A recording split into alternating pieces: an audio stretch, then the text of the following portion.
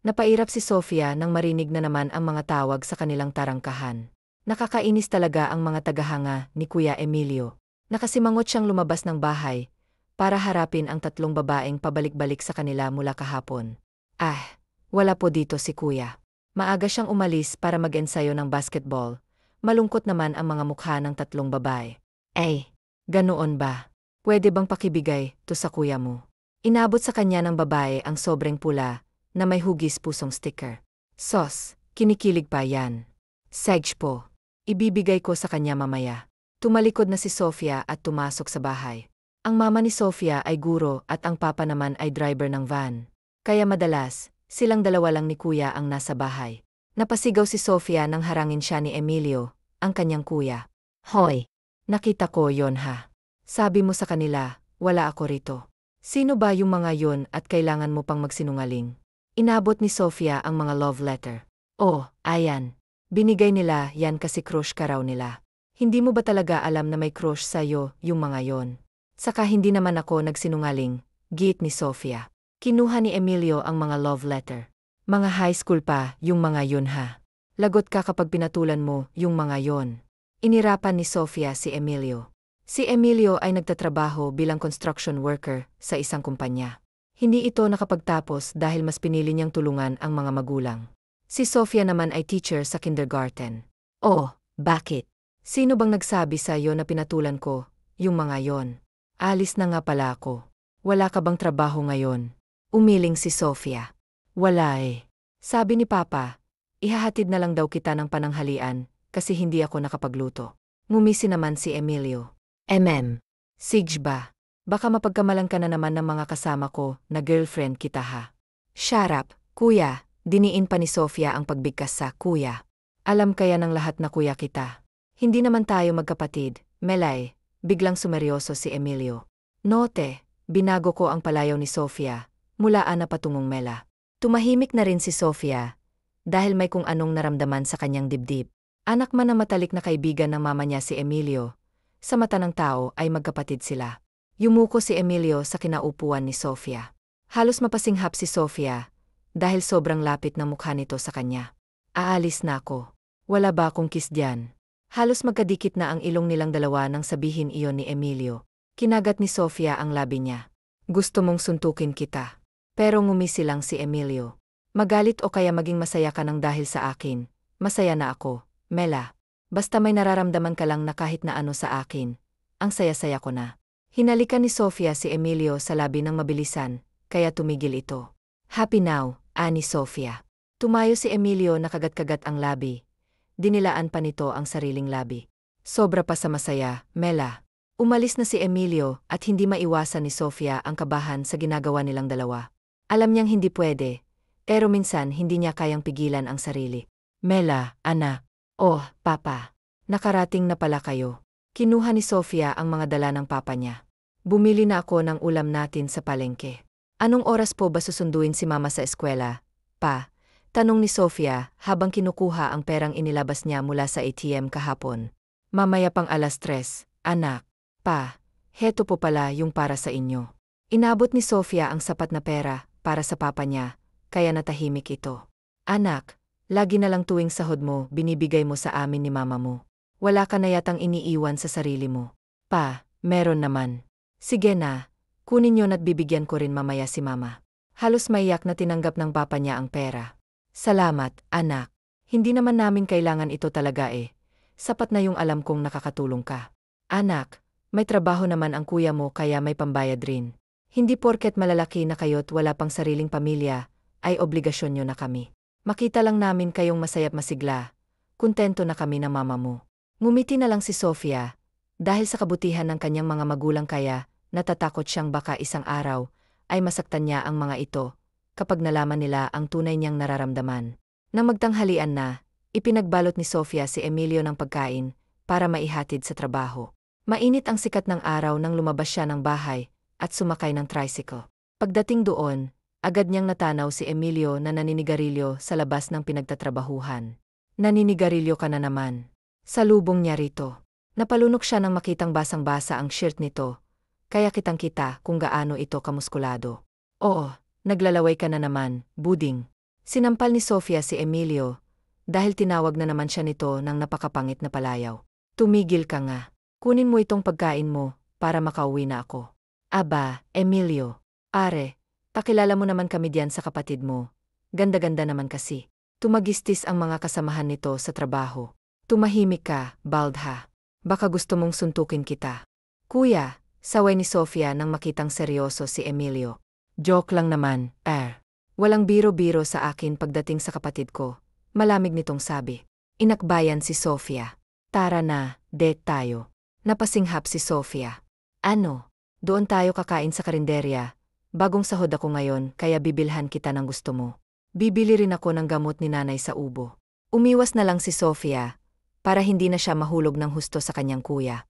Kumalabog ng husto ang dibdib ni Sofia habang nagbibiyahe sila ni Emilio.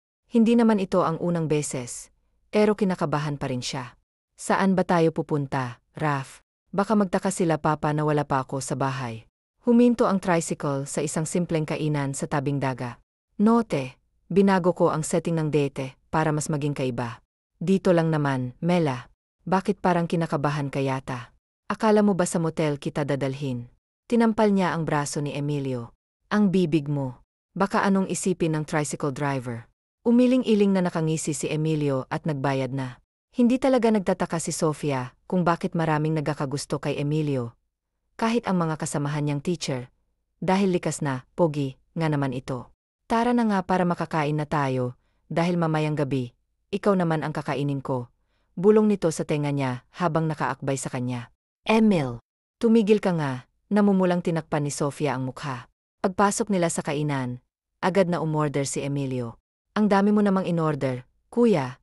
Puna ni Sofia nang makita ang tambak ng pagkain. Mas gusto ko na Raf ang itatawag mo sa akin. Napatingin si Sofia sa gwapo nitong mukha. Ang alam ni Sofia, may lahi itong Espanyol kaya ganito na lamang ang kaisma niya. Raf. Ano yun? Aso. Humagalpak siya ng tawa, ngunit nanatiling seryoso ang tingin ni Emilio. Kapag ako naging aso, lagot ka sa akin, Melaha. Bakit naman? Kinakabahan na tanong ni Sofia. Kasi araw-araw susundan kita, magiging clingy ako sa'yo, at gabi-gabi tatabihan kita sa pagtulog mo at didilaan din kita. Pumikit ng mariin si Sofia at napatakip na lang ng mukha. Diyos ko, bakit naman ako kinikilig ng ganito? Anya sa sarili. Oh, sige nga. Gusto ko yang matikman ang sinasabi mong dila. Hamon ni Sofia, ngunit sa loob niya ay tila may nagbabadyang bagyo ng damdamin. Ngumisi si Emilio, tila gustong-gusto ang sinabi niya. Mamayang gabi, huwag kang maglalok ng pinto ha. Papasok ako. Kinagat ni Sofia ang labi at tumango. Just kiss Rafa. Naalala ni Sofia ang reputasyon nito sa mga babae. Alam niyang marami na itong karanasan. Kumpara sa kanya na minsan palang nagka-boyfriend at birhen pa. Kumain silang dalawa, ngunit panay ang tingin ni Emilio sa kanya. Tinigil ni Sofia ang pagkain at hinarap ito. Kung mayaman ang papa mo, bakit ayaw ka pala niyang tanggapin sa kanila? Hindi maiwasang itanong ni Sofia. Biglang sumeryoso si Emilio at umiwas ng tingin. Hindi ko gusto ang ama ko kaya nang mamatay si mama. Kinuha ko ng mama mo kaya tutulungan ko siya sa abot ng aking makakaya. Alam ni Sofia na siya lang ang nakakausap ni Emilio ng ganito. Dahil kung iba raw ay umini agad ang ulo nito at nakakapanaki. Bakit hindi ka muna mag-aral ulit, Raf? Mag-aaral ako sa susunod na taon. Tumango si Sofia. Tama, hindi basehan ang edad para mag-aral. Kahit 30 na, pwede pa ring mag-aral. Sayang ang dating kursong itinigil niya. Nag-iipon ako para doon. Saka para sa future nating dalawa, ngumisi si Emilio. Che, tumigil ka nga diyan. Hapon na nang makauwi sila. Nakita ni Sofia ang mama niya na nagtatanim ng halaman sa gilid ng bahay. Oh, hapon na kayo nakauwi, mga anak. Emilio, may pasalubong ka ba kay mama? Siyempre naman, Nay. Ibinigay ni Emilio ang mga pinamili nila para sa ina. Ikaw talaga, iho. Sana hindi ka na nag-abala. Para tuloy nag-shopping kayong dalawa. Iniwan na ni Sofia ang dalawa doon para makapasok na sa bahay at nagulat sa nakita sa sala. Nandyan na ba si Emilio? Kamusta ka na, Mela? Bati sa kanya ni Melody, ang ex ni Emilio. Kumalabog ng husto ang dibdib niya dahil sa kung anong panibughong nararamdaman. Andoon, nasa labas lang. Halika, Melody. Nandito si Emilio. Biglang pumasok ang mama niya at hila-hila si Emilio na ang pagkagulat ay agad nawala at napalitan ng seryosong tingin kay Melody.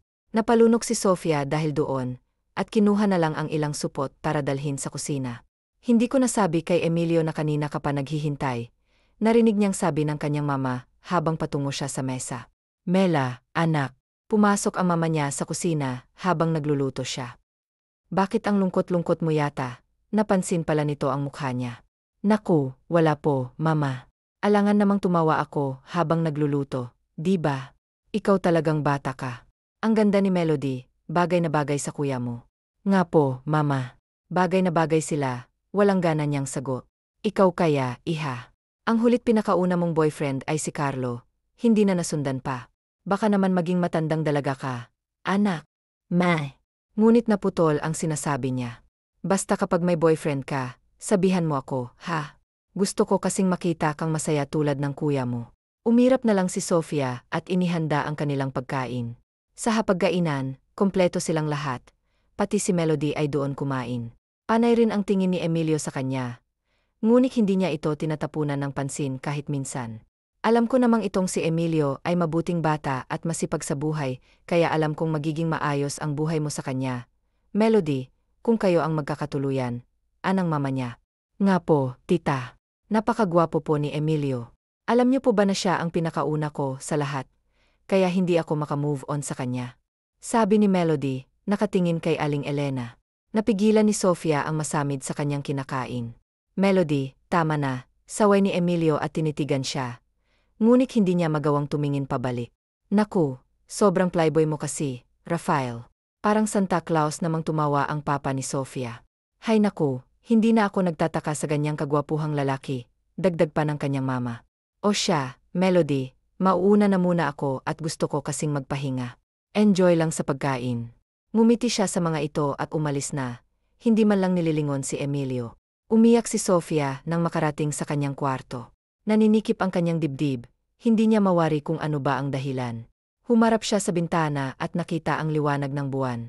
Bakit ba kasi napakakomplikado ng lahat? Tanong niya sa kawalan. Ilang sandali na tumitig si Sofia sa kanyang bintana, kung saan maganda ang tanawin tuwing gabi.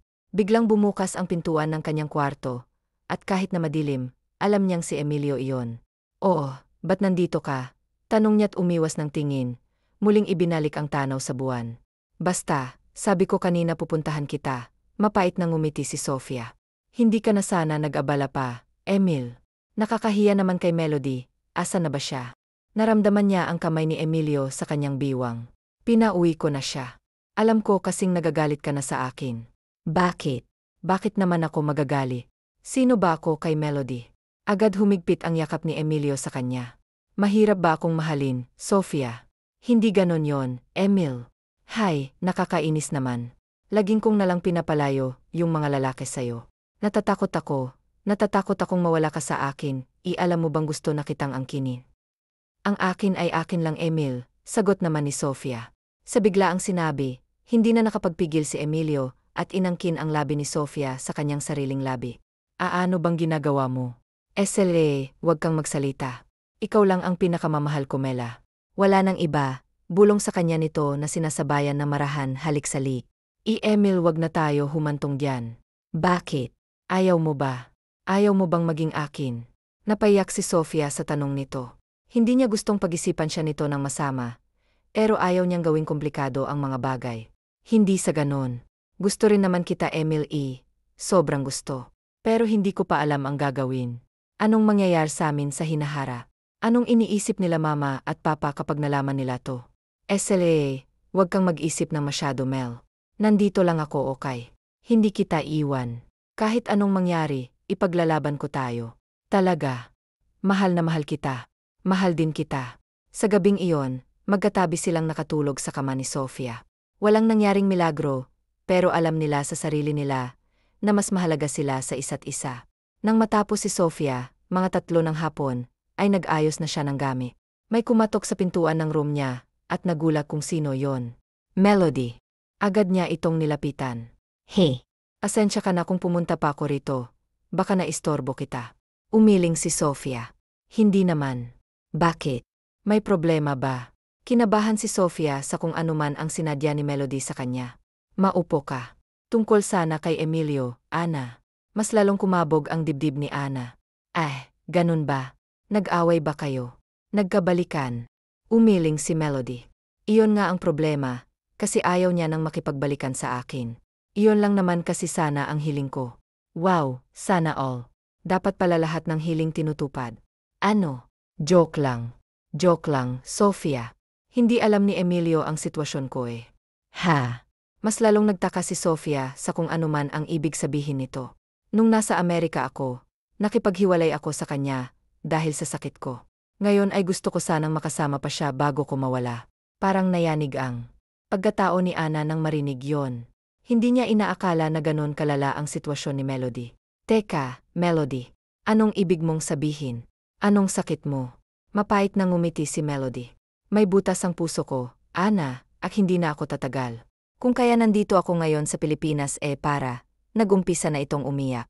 Para sana makapiling si Emilio sa mga huling sandali ko. Napasinghap si Ana at sinapong labi. Halo-halo ang kanyang nararamdaman at sa huli ay niyakap niya si Melody. Ana, kahit 2 araw lang, sana naman matulungan mo ako. Hinding-hindi na ako ulit mangungulit. Tumango-tango si Sofia kay Melody. Tutulungan kita, Melody. Huwag kang mag-alala. Pareho silang nagulat nang may kumatok ng malakas sa pintuan, at si Adrian pala yon, ang baklang ko-teacher ni Sofia. Ma'am ganda. Pasensya na sa istorbo ha. Pero ang oso yung minakuya mo, nasa labas na naghihintay. Naubos na kasi yung laway ko kakatitig sa kanya, kaya tinawag na kita. Tumayo naman si Melody. Mauna na ako, Ana. Hindi niya ako pwedeng makita rito. Oh, sig. Mag-ingat ka, Melody. Sinabayan ni Bianca si Sofia, palabas ng eskwelahan, at nakita ni Sofia ang kuya niya sa waiting shed na naghihintay. Agad na kumapit si Adrian sa braso ni Sofia. Grabe ang pogi. May kapatid pa ba siya, Sofia? Malanding tanong nito. Meron. At ako yon, Bianca, at hindi tayo talo. Grabe ang maldita naman ni Maam Ganda. Pwede bang makabisita sa inyo mamaya? Maliligaw lang ako sa kuya mo. Umiling-iling si Sofia sa biro ni Bianca. Naku, manahimik ka nga, Bianca. Suplado yan at mahilig manakit. MG. Willing ako. Willing akong magpasakit sa kanya, Sofia. Kahit saang parte ng katawan ko saktan niya ako, okay lang. Che, uwi na ako.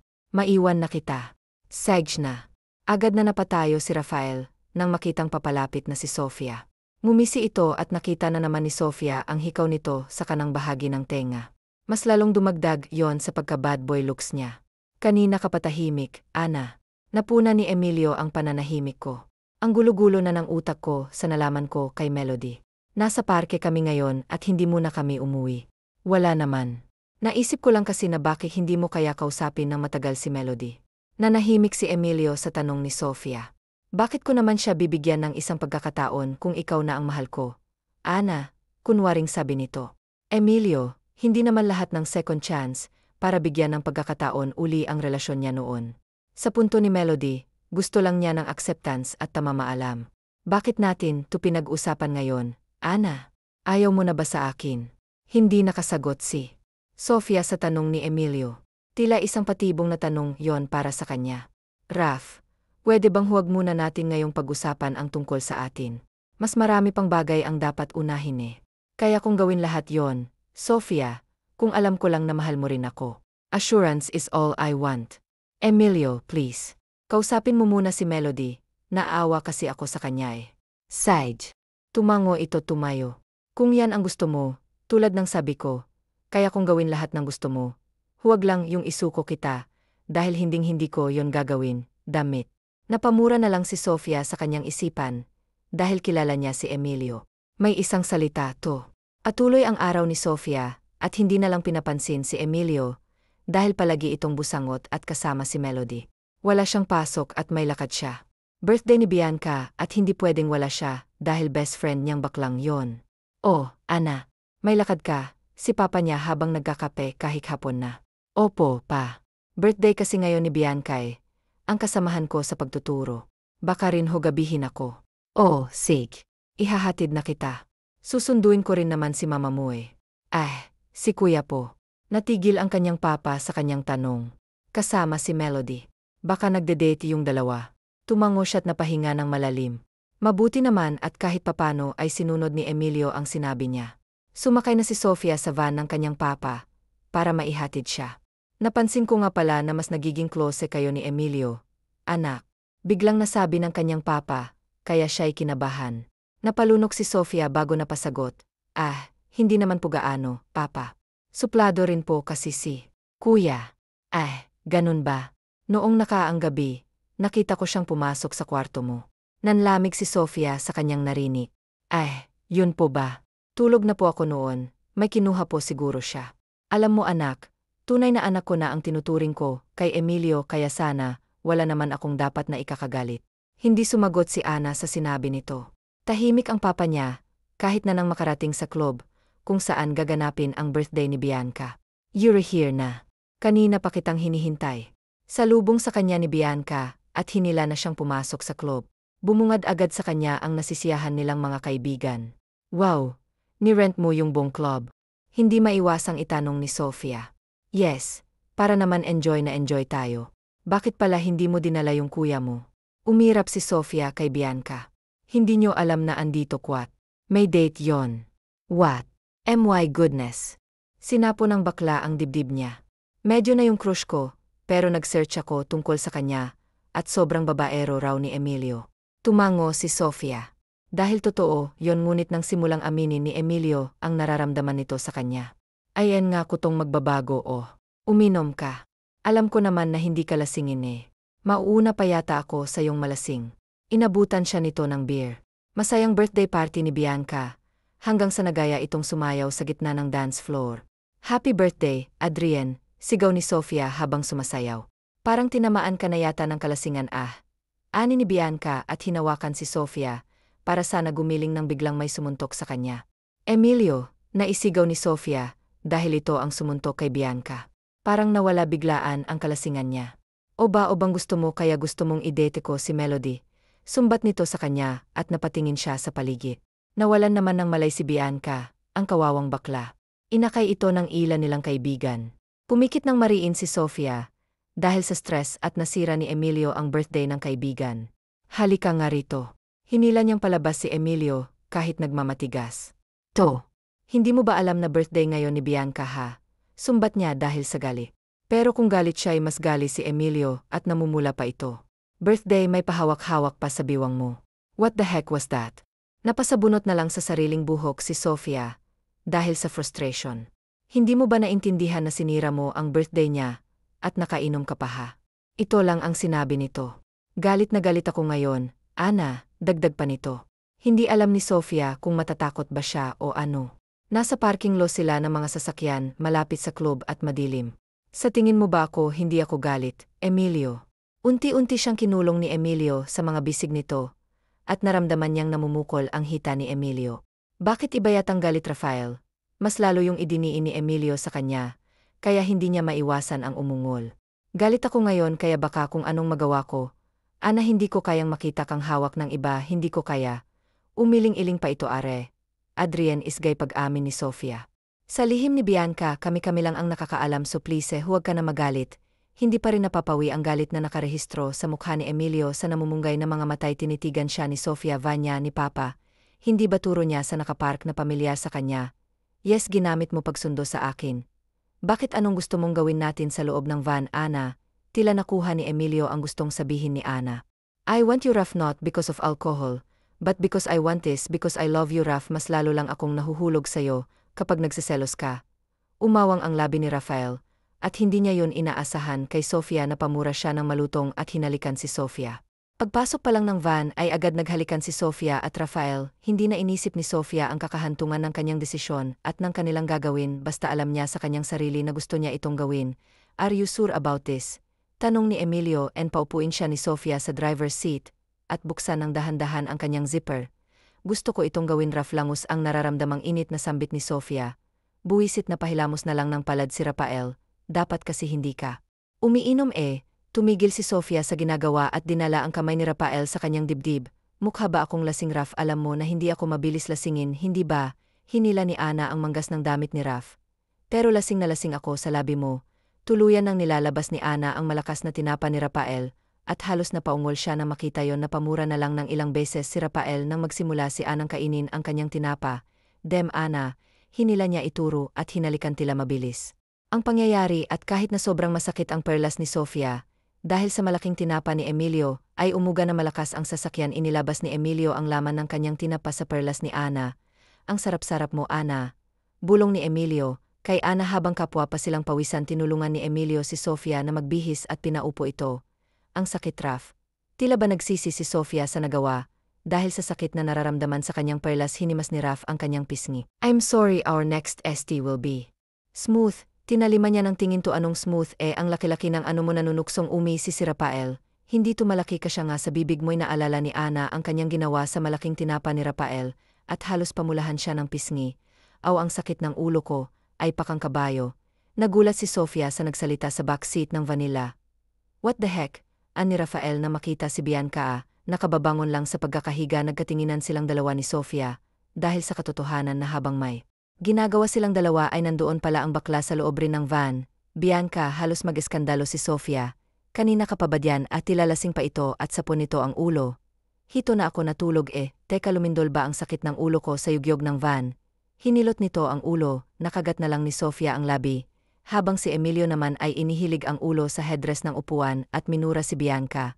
Hindi lumindol. Hindi alam ni Sofia kung anong i-explain sa kaibigan. Gosh, halos maya si Bianca sa sakit ng ulo nito. Akala ko talaga lumindol at may narinig pa akong iyak ng tao. Iwan, maybe it was a dream. Bianca, van kasi namin to at uwi na kami. Idadaan ka na lang namin sa bahay mo. Suis ni Sofia at pumayag naman to. Dahil gabi na umuwi siya, Ann at Emilio, ay naulit muli ang mainit na tagpo nila sa kwarto ni Emilio na balot ng kanyang ungol ang bawat sulok ng kwarto. At pagyugyog ng kama na mabilis, hanggang sa matapos sila. Kinabukasan ay tinanghali ng gising si Sofia. Ano ba yung nagawa ako? Tanong niya sa sarili na magising at naramdaman ang sakit ng kanyang katawan. Pinilit niyang bumangon. At dahil walang pasok ay alam niyang nasa kusina na kapag ganitong oras ang ina. Magandang umaga, Mama, bati niya sa kanyang inang nagluluto. Sobrang nag-enjoy ka siguro kagabi. Anak, ano? Abay, tinanghali ka na ng gising. Nakangiti ang kanyang ina. Pinamulahan ng husto si Sofia. Dahil tama nga ang kanyang ina. Nag-enjoy nga siya na malala kagabi. Opo, Mama. Ay, medyo naparami nga pong inom ko. Oh, ito. Magkape ka muna. Lulutuan kita ng sabaw. Pagkasabi noon ng kanyang ina ay narinig nila ang sunod-sunod na pagmuan ni Emilio na nanggaling sa kwarto nito. Umawang ang kanyang labi. Naku, yang si Emilio ang aga-agang nagmamarka nito dahil sa mabilis na pagbayo sa kanya. Kahit mainit ang kape, halos maubos yun ni Ana dahil sa kaba. Oh, Emilio, saan ka pupunta? Tanong ng kanyang ina kay Rafael nang bumaba ito galing sa kwarto at pawisan. Umiwas si Sofia sa kanya. Isasauli ko lang po itong martilyo, Nay. Bakit? Bakit nga pala nabali ang paa ng kama mo?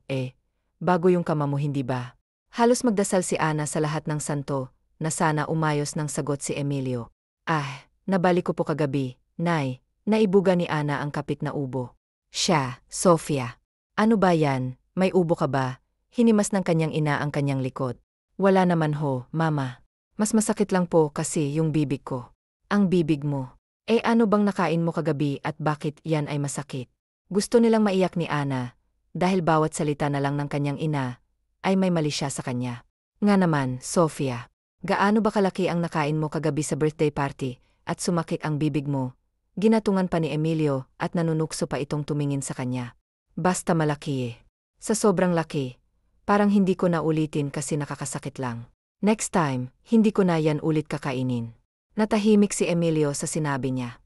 Lunes, habang nagtuturo si Sofia sa kanyang mga estudyante, ay hindi niya maiwasang isipin ang nangyari sa kanila ni Emilio. Araw-araw niya yun naalala. Ma'am Sofia, tinawag siya ni Bianca sa kalagitnaan ng kanyang klase. Oh, bakit? Nagtatakang tanong niya. May naghahanap sa'yo. Yung paring pumunta dito last time. Si Melody, biglang naisip ni Sofia, at hindi nga siya nagkamali, dahil si Melody nga. Gusto sana kitang makausap bago ako umalis bukas pa Amerika. Ana, anito sa kanya. Bukas ka na alis.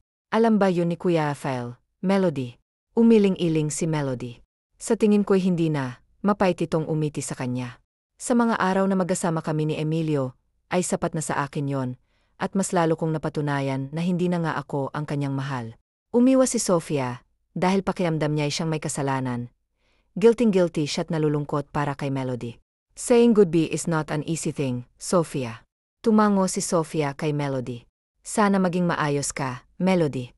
Marami pang pwedeng mangyari sa'yo, na maganda balang araw. Malay natin, hindi ba? Ngumiti si Melody at hinawakan ang kanyang kamay. Ingatan mo si Emilio, Ana. Iba ang kislap ng kanyang mga mata ngayon, nagmamahal siya. Ramdam ko yon. Hindi mawari ni Sofia ang ibig ipahiwatig ni Melody ngunit meron siyang kutob. At huwag kang mag-alala. Ana kasi nakakita na si Mommy ng heart donor sa Amerika talaga. Masayang-masaya ko para sa'yo, Melody. Nangislap ang mga mata ni Sofia. Sabi ko naman sa'yo huwag kang susuko. Salama. Doon na rin ako for good aalis na ako. Maraming salamat ulit, Ana ha. Walang anuman yon, Melody. Mag-iingat ka. Sa kabila ng pamamaalam ni Melody, ay masaya si Sofia, para sa kanya, dahil kahit papaano ay madudugtungan ng muli ang kanyang buhay. Naimbitahan si Sofia na manood ng liga sa kanilang barangay, dahil na rin kasali si Emilio doon. Hindi niya alam kung anong trip ni Emilio, kung bakit doon sumali ngunit alam niyang magaling itong mag-basketball. Grabe ang hot talaga ni Emilio narinig ni Sofia na sabi ng isang babae, sa katabi lang nila ni Bianca. Emilio mo na seryoso ba ang number 12? Ngay, ang A talaga parang gusto kong punasan, yung pawis niya. Siniko siya ni Bianca. Narinig mo ba yun? Inag-usapan nila, yung kapatid mo. Sikat talaga yung Rafi papi ko no, inirapan ni na. Manahimik ka na nga lang dyan, hayaan mo na manood na lang tayo ng laro nila. Ayan na sila, tili ni Idia na makitang lumabas na ang mga players at pumwesto malapit sa kinaupuan nila. Agad nagtama ang mga mata nila ni Emilio.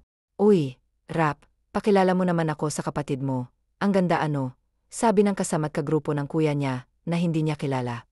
Hindi sumagot si Emilio ngunit nanatili siyang seryoso at naghahamon ng titigan ang kanyang isinukli. Off limits ang kapatid ko, malamig na sabi nito kung kaya siya napalunok.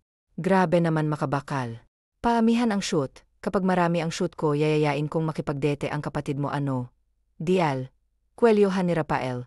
Yung lalaking nagsalita, kung kaya napatayo sila Ana, at ang iba pa na nakakita agad na pumagit na ang coach nila. Magsitigil kayo, sigaw nito. Kuya, sa ni Ana sa kapatid lalo na nang makita niyang nanginginig ito sa gali. Huwag mo akong paandaran ng pag-aasong askal mo. Tense. Akin ang kapatid ko, malamig na sinabi ni Emilio saka tumalikod. Napasinghap na lang si Sofia at nangangatog na umupo sa kabilang banda naman si Bianca. Ay nakatingin lang kay Sofia na nagtataka sa huli. Ay nanalo ang team nila Emilio, nakita ni Ana ang gigil nito sa paglalaro at ang ilang beses na pag-fall nito. Mauna na ako Saka pala ayos ka lang ba? Hindi maiwasan ni Bianca na mag-alala, para sa kaibigan lalo na't nananahimik ito kanina pa nakauwi na sila galing sa laro. Naman, pasaway lang kasi yung si kuya Buti naman mukhang okay lang din naman si Terence Pero alam ko kung gaano kasakit ang suntok ng kuya mo ha. Nakatulog nga ako nung kailan Ngumisi si Sofia at umiling sa kaibigan. Nga may ebidensya pa nagmukha kanda tuloy mabuti na lang talaga't misunderstanding lang ang strict naman kasi ng kuya mo day tatanda kang tigang at dalaga niyan. Ana pumasok ka na sigaw ng kuya niya sa loob ng bahay, kaya napahinga malalim si Sofia. Apasok na ako. Sage na. Mag-ingat kapag uwi na kuday sila ang mag-ingat sa akin tumawa pa ng parang sira si Bianca. Rafael, bakit mo naman ginawa yon? Hindi na napigilan ni Ana na kumprontahin si Emilio, dahil sa ginawa nito. Ginawa ang tingin mo ba ayos lang sa akin yon? Hindi, Ana. Kulang pa nga yun sa kanya, dapat nga pinaanas. Sofia at kinagat ang labi. Kung makapagsalita ka parang boyfriend na kita, baka nakakalimutan mo, na hindi pa rin tayo pupwede. Hindi tayo magkapatid buong diin na sambit nito.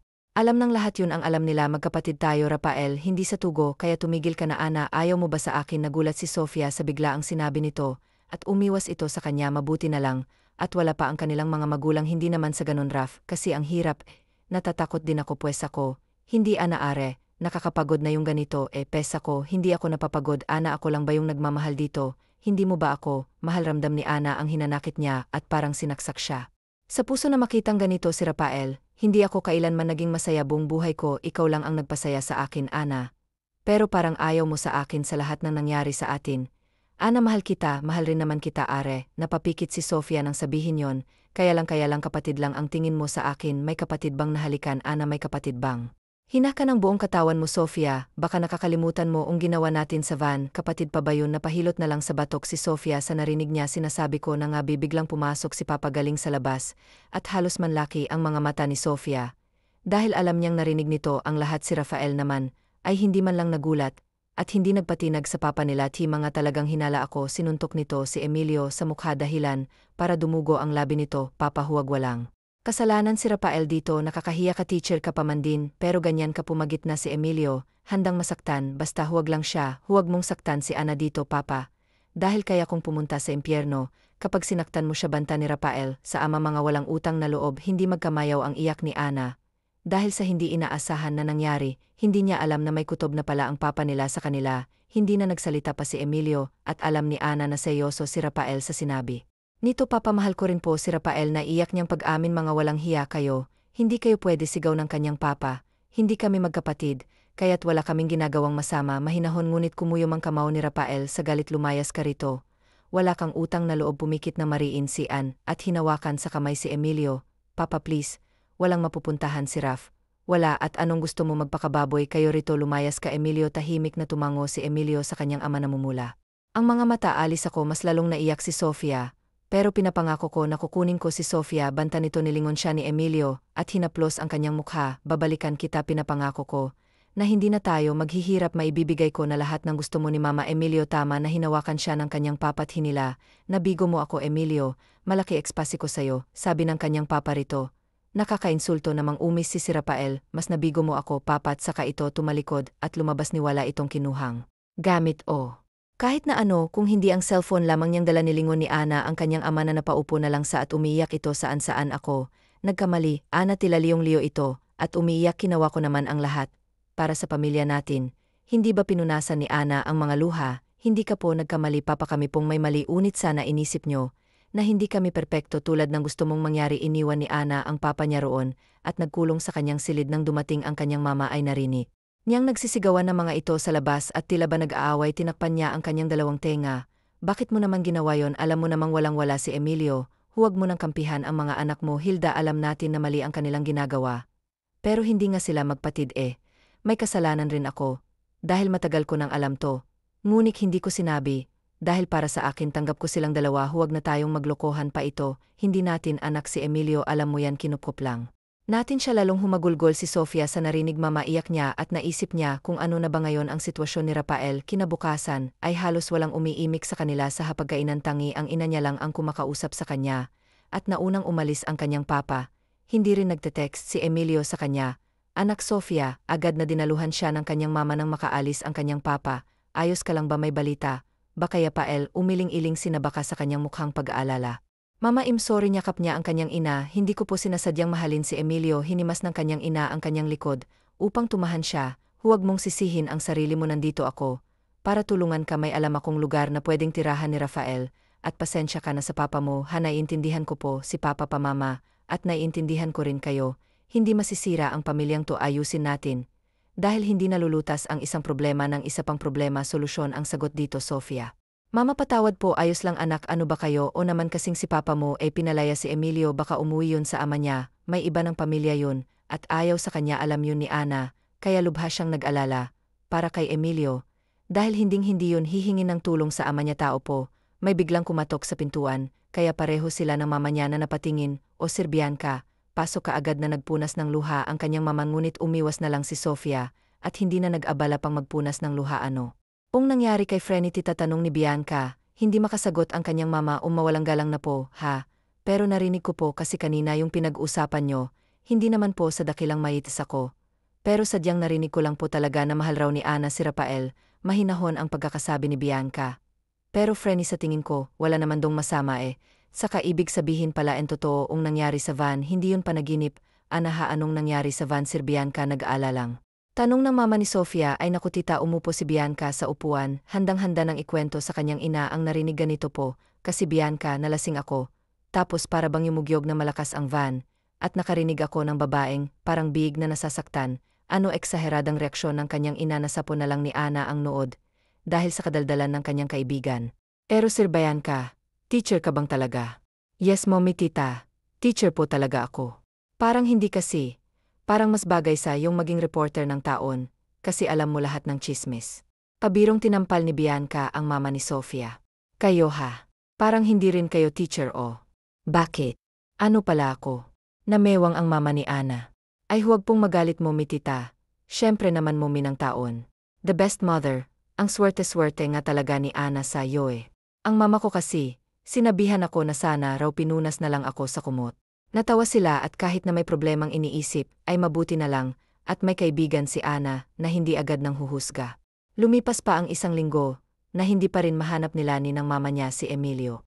Sobra na siyang nag-alala lalo, na't hindi ito sumasagot sa kanyang mga tawag. Mama, wala pa rin po. Hindi talaga sumasagot si kuya. Tila nawawalan ng pag-asa si Sofia.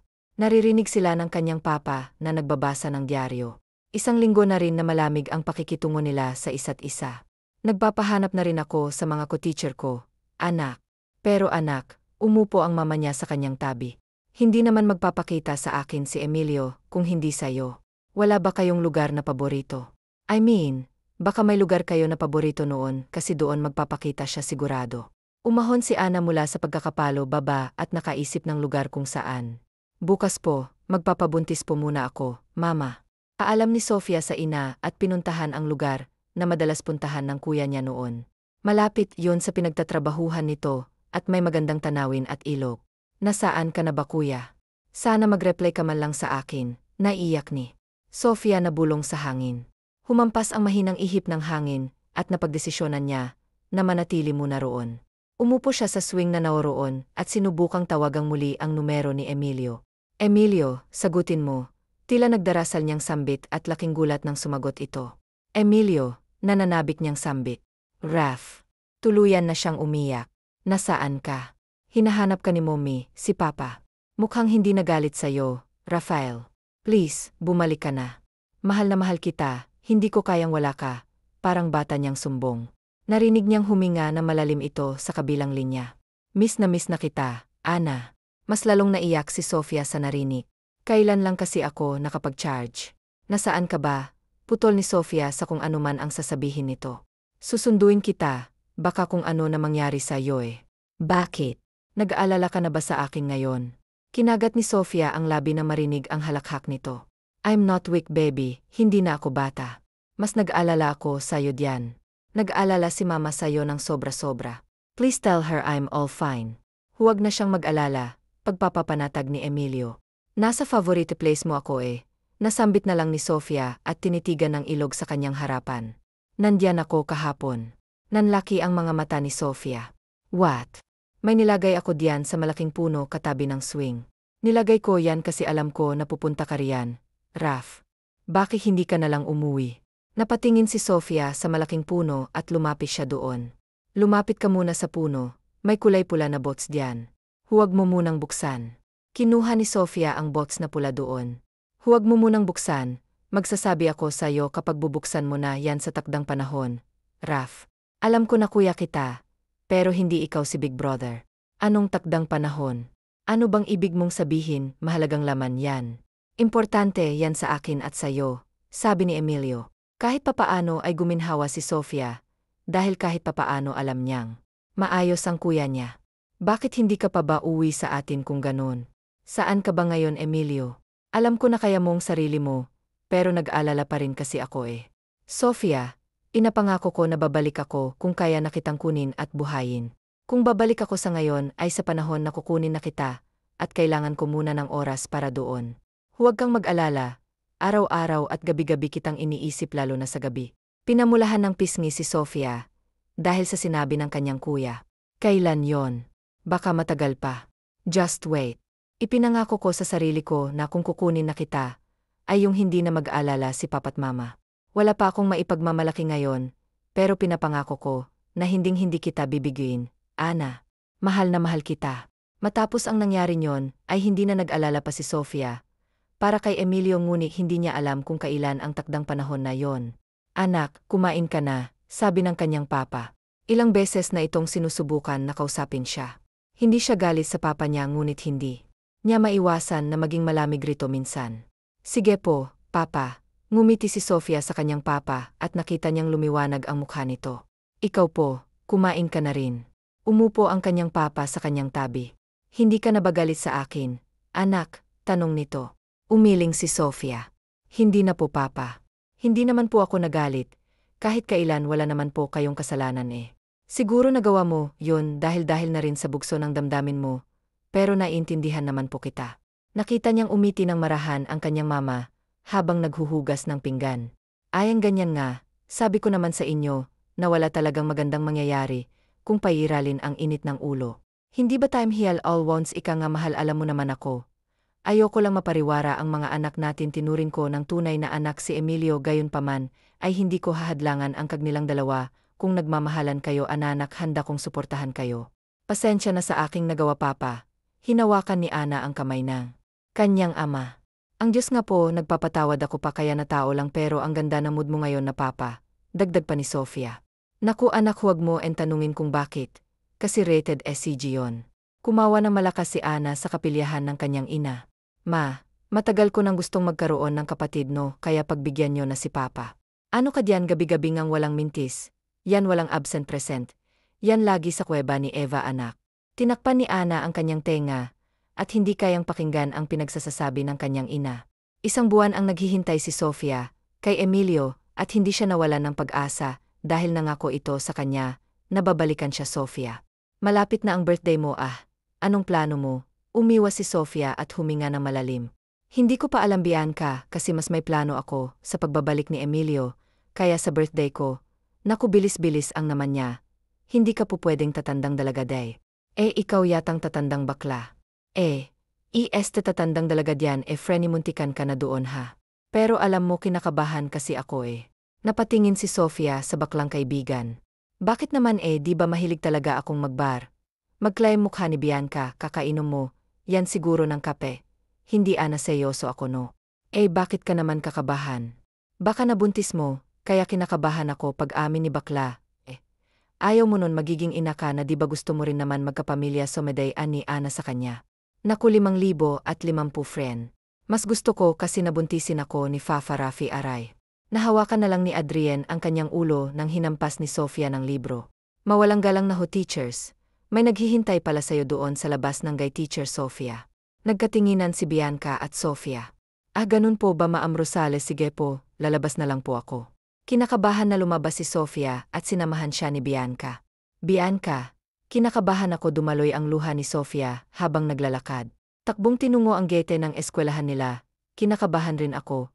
Ana, baka kasi hold upper yun Gustong matawa ni Sofia, ngunit sa sitwasyong yon at sa kanyang nararamdaman, ay hindi niya kaya, dahil malakas ang kanyang kutob, kumakalabog ng husto ang kanyang dibdib na marating ang gete, at wala naman siyang nakitang tao roon puwera sa mga nagtitinda anak. Kinalabit siya ni Bianca.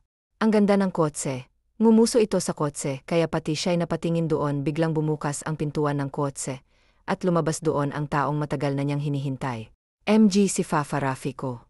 Tumakbo pa si Bianca patungo kay Emilio, tila pakiramdam ni Anay nag-slow motion ang lahat. Ana, ngumisi si Rafael at hinawi si Bianca na umaabang yayakapin siya. Emilio, napaiyak na ng tuluyan si Sofia nang balutin siya ng yakap ni Rafael. I missed you so much. Hindi man umiyak si Emilio tulad ni Sofia, ay sapat na mahigpit na yakap nito sa kanya. It feels like home, dagdag ni Rafael nang ikulong ang mukha ni Sofia sa kanyang palad at hinalikan to. Nakarinig sila ng palakpakan, at nang tignan nila, yun ay nakita nilang mga co-teachers. Palayo ni Sofia, maingi sa labi ang mga ito, at walang bahid ng panghuhusga. Walang mapagsidla ng kasayahan ko ngayon. Ana, Rafael, bakit naman ngayon ka lang? Hinalikan siya nito sa noo. Dahil meron na akong maipagmamalaki, Ana, kaya na kitang buhayin, at ibigay lahat ng gusto mo. Tinitigan ni Sofia ang sasakyang dala nito. Huwag mong sabihin ng hold up ka kaya kayo maman. Tumawa na malakas si Emilio. Ouch! Ganyan ba ang tingin mo sa akin? Umiling si Ann at nyakay pitong muli. Saan mo nakuha ang kotse, Raf? Huminga na malalim si Emilio.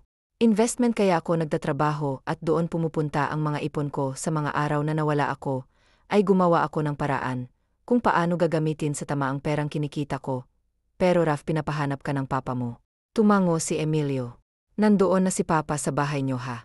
Laking gulat yun ni Ana. Hihingin ko na rin kila mamatapa ang basbas nila para sa atin, Ana. Bumaba ang mukha ni Emilio. Para ang kining muli ang mga labi ni Sofia, nang may umubos sa kanyang likuran. Hotel na yan 379 per hour lang ani Bianca. May biglang tumawag kay Bianca, na hindi kilalang babae. Off-ayan na siya Ana, biglang nagtago si Bianca sa likod ni Sofia. Ha? Anong siya Bianca yung babaeng tumboy na naka one night stand ko dati? Hoy hinayo pa kang bakla ka. Sinasabi ko na nga, ba't dito lang kita makikita eh? Panagutan mo ako 5 buwan na akong buntis. Damn that's nice congrats ha. Napahagalpak pa sa tawa si Rafael at hinawakan si Sofia. MG nubawag ako nakakadiri ka pinagsamantalahan mo akong tumboy ka. Halos sahin ng tumboy si Bianca. Anong pinagsamantalahan? Hoy ikaw ang humila sa akin. Kinain mo pa nga onong green shell ko, at pinakain mo sa akin yung hotdog mo. O no hindi yan totoo help tulong, at tuluyan na ang nahila ng tumboy si Bianca, na nagmamakaawa pa rin. Gosh kawawang Bianca, nasambit na lang ni Sofia, habang papalayo ang 2 Parang gusto ko ring kumain kaso hindi green shell perlas yang sayo Pinamulahan ng pisngi si Sofia sa sinabi nito at hinampas sa braso. Pwede bang mamaya na lang? Hindi na ako makakapaghintay. Kung pwede lang ngayon. Gayon na sana. Hindi na nga sila nagpatumpik-tumpik pa. Dahil hindi muna siya dinala ni Emilio, pauwi. Dahil dinala muna siya nito sa isang hotel. May pangbayad ka ba dito, Emilio? Tanong ni Sofia nung makapasok sila, at nakitang unti-unting naghuhubad si Emilio. Don't mind the bills, Sofia. Ako munang isipin mo ngayon. I missed you so much. Kinagat ni Ana ang kanyang mga labit hinawakan na malaking umbok ni Emilio. Namiss ko na rin ang matambok mong tinapa, Emilio ko. Huwag mo na sana akong iwanan, sambit niya ibinaba ang zipper ni Emilio. Napaungol na lang si Emilio nang kainin ni Sofia, ang kanyang tinapa na tila ba masarap yung ulam para sa kanya. Gutom na gutom ba, Ana? Mapanuksong tanong ni Emilio. Hinila siya ni Emilio at pinahiga sa kama. Miss na miss ko na rin onong pela mo, Ana. Kahit sa panaginip ko, napapanaginipan ko ito, hindi mo na ngayon, yan mapapanaginipan Emilio, dahil sayong-sayo na yan kahit gabi-gabi at araw-araw pa. Gabing-gabi na nang makarating sila Sofia at Emilio sa kanilang bahay. Nagulat rin si Sofia, dahil sa unang pagkakataon nakita niya ang papa ni Emilio. Magkamukhang magkamukha kayo ng papa mo, Anya. Dios mio, Emilio Ana. Miss na miss kita. Agad siyang dinamba ng yakap ng mama nila ang itinuturing na ina na rin ni Emilio, dahil sa pagpapalaki sa kanya, kahit hindi ito ang tunay niyang ina. Namiss rin kita, mama, nyakap niya itong pabalik. Napaluha si Sofia nang umiyak ang kanyang mama, habang yakap si Emilio. Nice to meet you, Sofia. You are so beautiful like what my son always tells me. Pinamulahan ng pisngi si Sofia, at tinanggap ang kamay nito na nakalahad. Nice to meet you po, Tito Fred. Mapanuksong tumingin si Tito Fred niya kay Emilio. Lumapit rin ang papa niya kay Emilio. Anak, sana'y mapatawad mo ako, hinging tawad nito. Tumango si Emilio at nyakap ang papa niya. Hindi ho ako nagalit kailanman, apa. Salamat sa iyong nagawa. Dahil kung hindi dahil ay hindi pa sana ako gumawa ng hakbang para maging maayos ng lahat para sa amin ni Ana. Anak ano bang plano ninyo? Tanong ng kanyang mama. Tumingin si Emilio kay Sofia.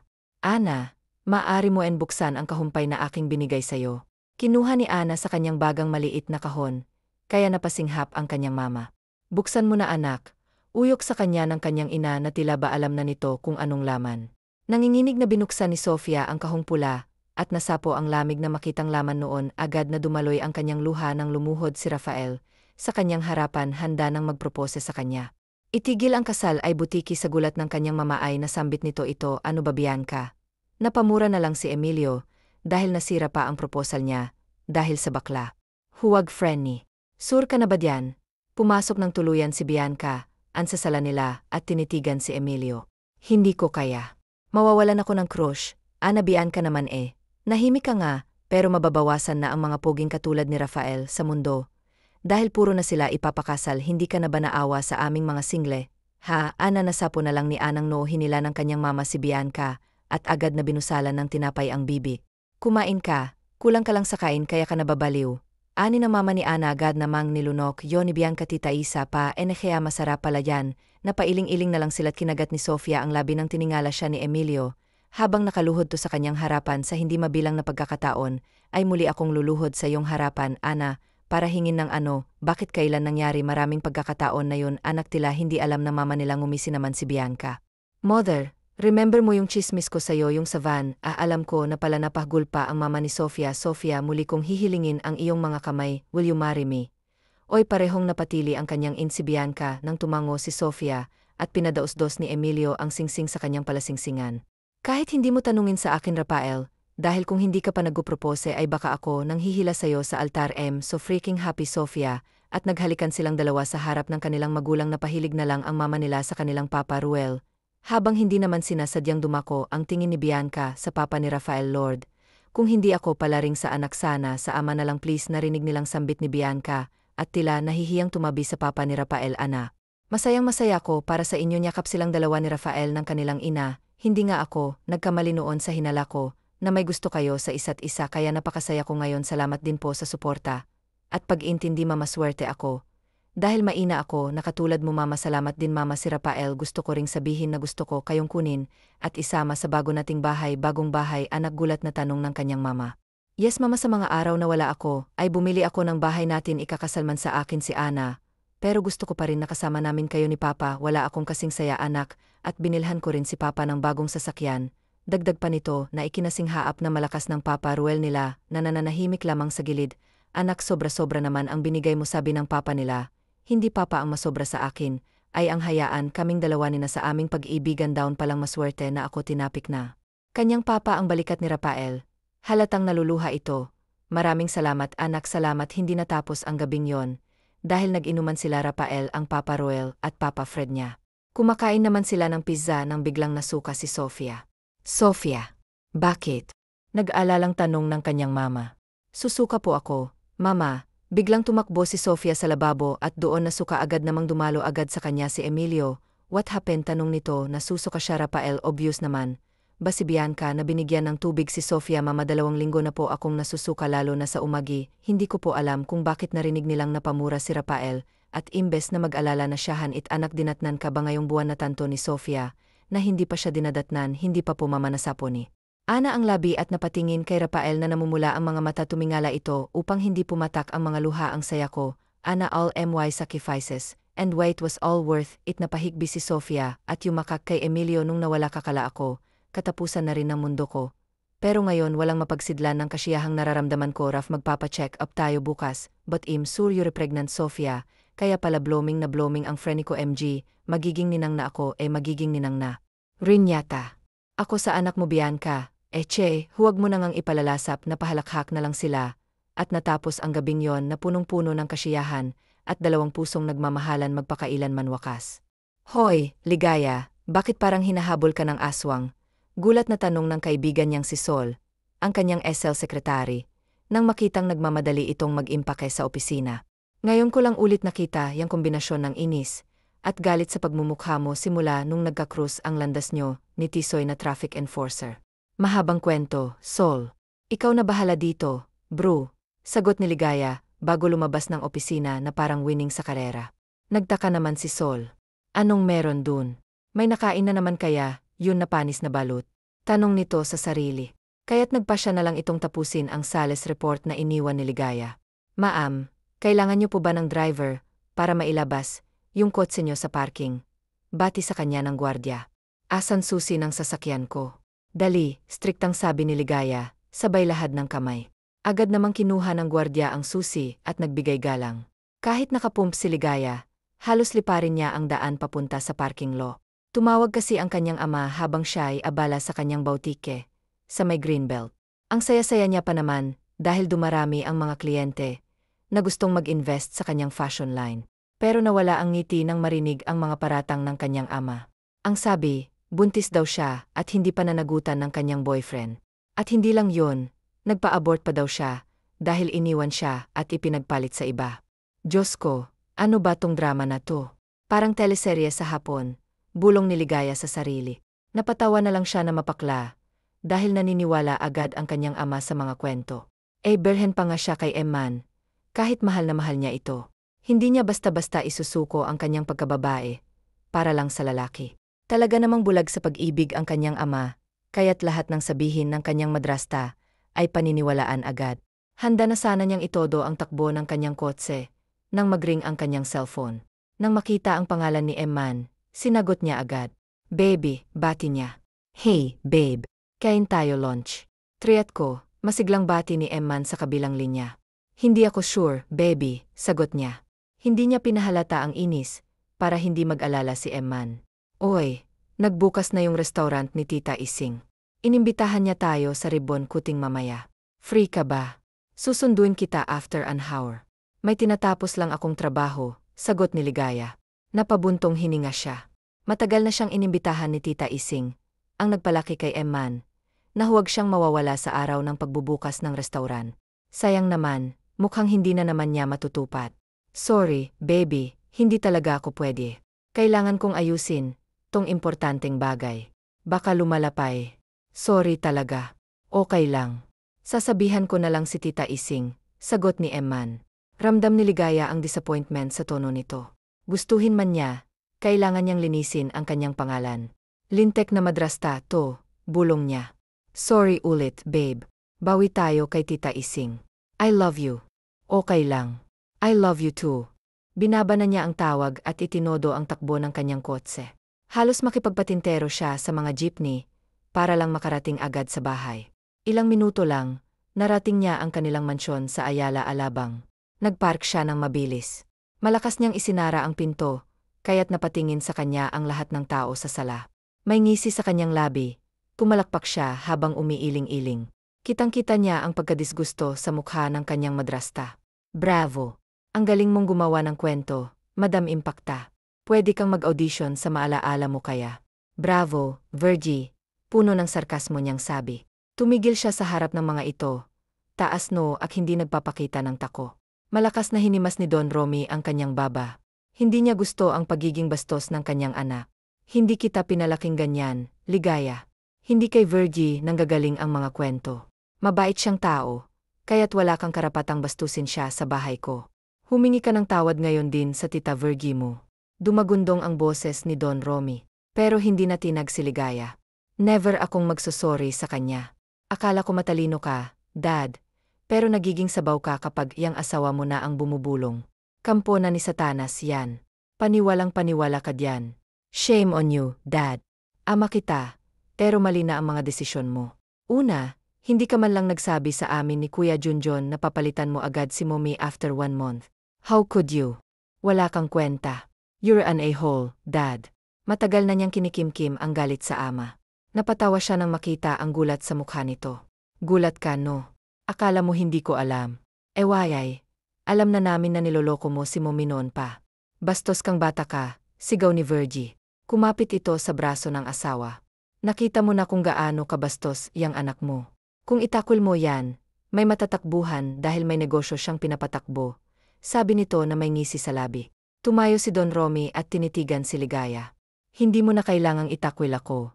Dad, ang kapal ng mukha niyo. Baka nakakalimutan niyo na ang bautike. Inamana na sa akin ni Mommy. Nasa akin ang kapangyarihan, sabi ni Ligaya, diin bawat salita. Gulat na gulat si Virgie. Hindi niya inaasahang mapupunta kay Ligaya ang negosyo, dahil malaki ang shares ng kanilang ama. Pero hindi niya alam na binawi ni Don Romy ang shares, para iligtas ang kanyang kumpanya. Inggit ka siguro, dahil kaya kong gumawa ng pangalan, kahit walang lalaki sa buhay. Inaasahan mo bang mapupunta sa'yo ang negosyo ng Mommy ko? Sorry na lang, pero hindi mangyayari yun. Tiningnan niya ang kanyang ama. Aalis na ko, Dad. Sana hindi ka iwan ni Virgie kapag bumagsak na ang kumpanya mo. Hindi siya nagpakita ng kahit anong kahinaan sa mga kasambahay. Nagpaalam siya sa mga ito at nag-impake. Umalis siya sa mansyon na bitbit ang kanyang mga gamit at alaala ng kanyang ina. Pagkasakay niya sa kotse, halos liparin niya ito. Pupunta siya sa bahay ng kanyang kuya. Bigla siyang nagpreno. May tumawid. Punyeta, bulong niya. Lumabas siya ng kotse. Hindi kita nabangga. Ni hindi ka nga dumikit sa kotse ko, sabi niya sa lalaki. Tumingin ito sa kanya at ngumisi. Mukhang masama ang balak. Maskulado ang lalaki at puno ng tattoo. Problema mo, tanong niya. Biglang naglabas ng kusilyo ang lalaki. Mabilis siyang sumipa at natumba ang lalaki. Sinipa niya ang kutsilyo at inapakan ang paa ng lalaki. Aray, sigaw nito.